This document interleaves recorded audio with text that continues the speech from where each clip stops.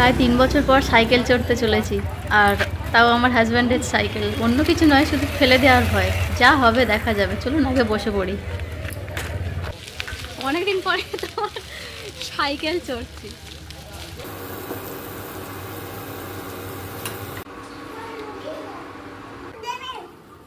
কেমন হয়েছে?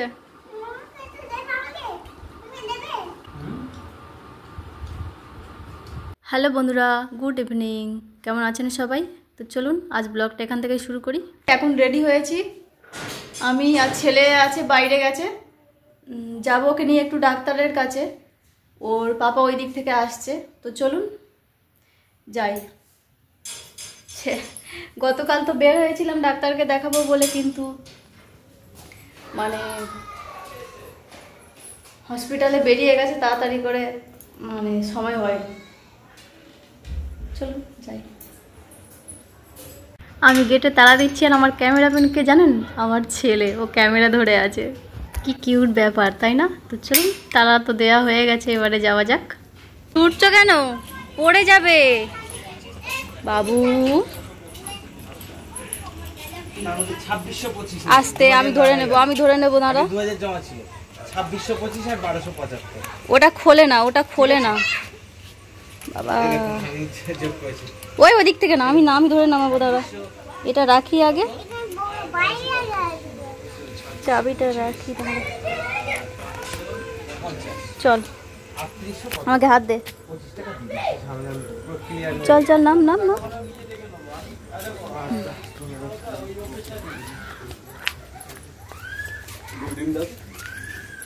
অন্ধকার হয়ে গেছে এখন বাইরে।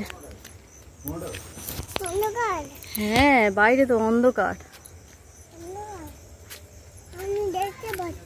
কিচ্ছু দেখতে পাচ্ছি না। চলো চলো চলো চলো, লাইট জ্বালেনি।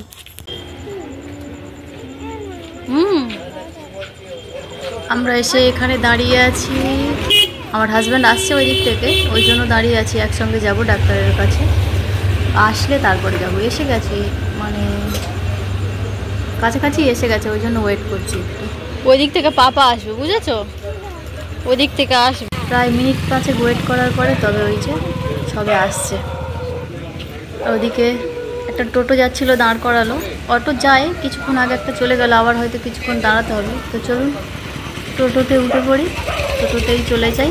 কিছুটা যেতে হবে, তো ডাক্তারের চেম্বারে গিয়ে আবার তারপরে ফিরে আসছি।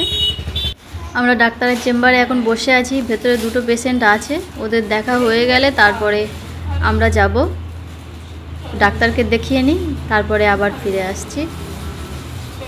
ডাক্তার দেখিয়ে ছেলের ওষুধ নেওয়াও হয়ে গেছে। তারপরে এই যে হাজব্যান্ড সাইকেলটা রেখে গেছিল গ্যারেজে, ওটা নিয়েছে। তো আজ ফার্স্ট টাইম সাইকেলে চেপে যাব, বহুত দিন পরে। চলুন বসে পড়ি সাইকেলে। অনেকদিন পরে তো সাইকেল চড়ছি। কি হলো? ছেলে ওই যে সামনে বসে আছে, ওকে আমার ওড়নাটা দিয়ে ভালো করে মুড়িয়ে নিয়েছি, তার কারণ ঠান্ডা আছে বাইরে তো। আর ওকে আসার সময় বলেছিলাম যে একটু হাত পর্যন্ত জামা পরতে, ও পরলো না। চলুন বাড়িতে ফিরে যাই।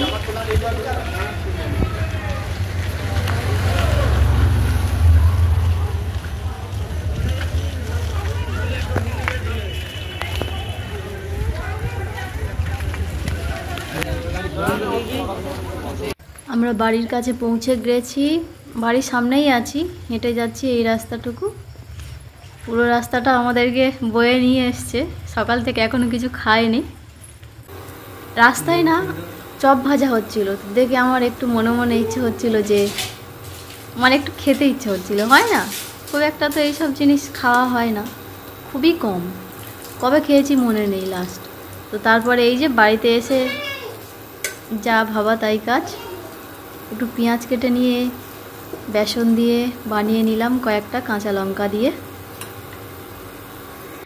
এই যে চলুন এটুকু খাওয়া যাক। আর এই যে কি অবস্থা দেখুন, এখানে কটা ভাজতে গিয়ে এই জায়গাগুলো কি, ওই জন্য মনে হচ্ছে মানুষ বাড়িতে বানিয়ে খায় না, চতুর্দিক নোংরা হয়ে গেছে। তো কটা এবারে খাবো সবাই মিলে। চলুন, ওইদিকে বসে আছে দুজনে।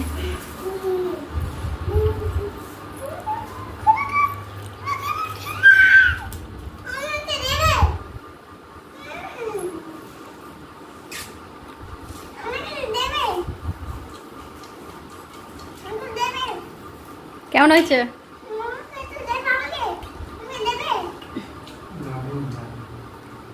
ওই রকম মাথা নাড়লে কিছু বুঝতে পারবে না লোক।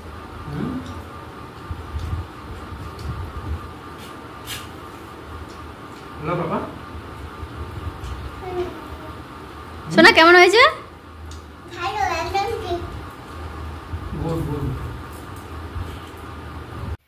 ছেলেকে ডাক্তারের কাছে নিয়ে গেছিলাম। ওই যে কদিন প্রবলেম হচ্ছে বলছি না, পেটে ব্যথা বলছে। এমনি যে একদিন পটি করেছিল 5 বার, সেটা ঠিক হয়ে গেছে, তেমন কিছু প্রবলেম নেই। তারপরে পেটে ব্যথা বলছে, মাঝে মধ্যে পেটে ব্যথা হচ্ছে, পেটে ব্যথা হচ্ছে। ওই জন্য ওকে নিয়ে গেছিলাম। গতকাল ডাক্তারের কাছে নিয়ে যাব বলে তো ডাক্তার তাড়াতাড়ি চলে গেছে, ওই জন্য বাড়িতেই বসে।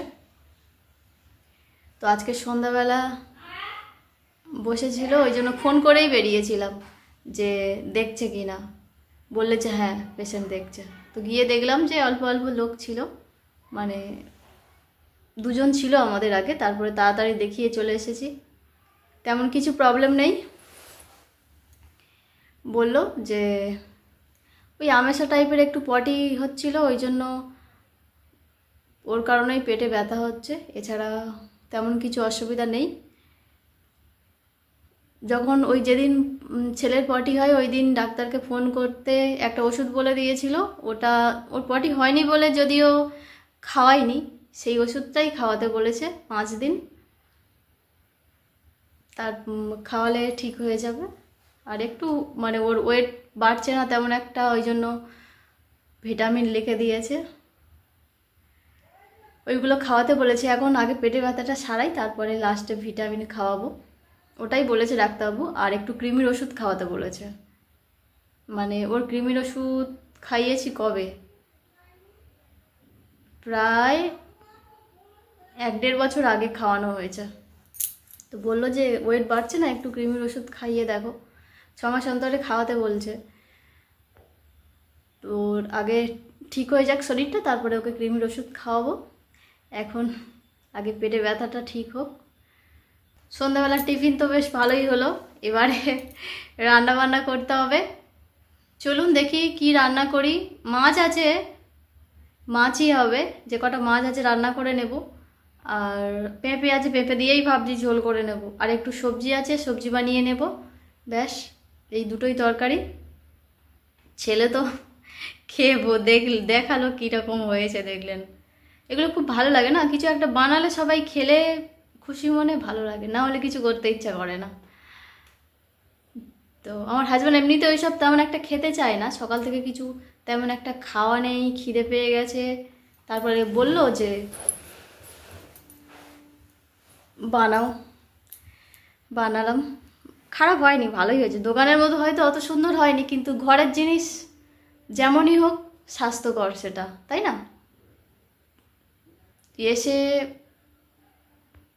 তারপরে ঝটপট একটু টিফিন বানিয়ে তো খেয়ে নিলাম। এবারে রাতে খাওয়ার ব্যবস্থা করতে হবে। এখন খেয়ে মনে হচ্ছে যে আর কিছু খেতে ইচ্ছা নেই, কিন্তু কিছুক্ষণ পরে তো আবার খিদে পেয়ে যাবে, যেহেতু শুধু ওই ভাজা, ওই পেঁয়াজি এইসব খেয়েছি।